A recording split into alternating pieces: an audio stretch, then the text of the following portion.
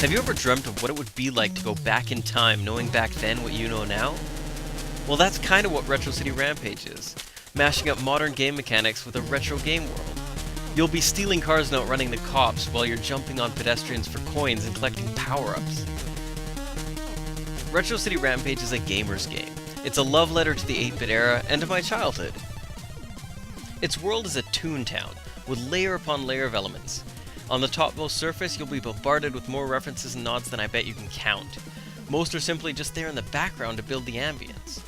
Beneath that, you'll encounter parodies, satire, puns, innuendo, social, local, and industry commentary, PSAs, inside jokes, a few memes, and even some classroom humor to take you back to your childhood too. It's a truly personal project, developed almost entirely by myself with the exception of audio and some of the art. It became a place for me to express whatever was on my mind throughout development. The game's open world core turned out to be the best vehicle imaginable for bringing anything that I could think of to life, both on the gameplay and the story side. Some missions were done on a whim, just from a spark of inspiration, and then freestyled, so to speak, like an improv process.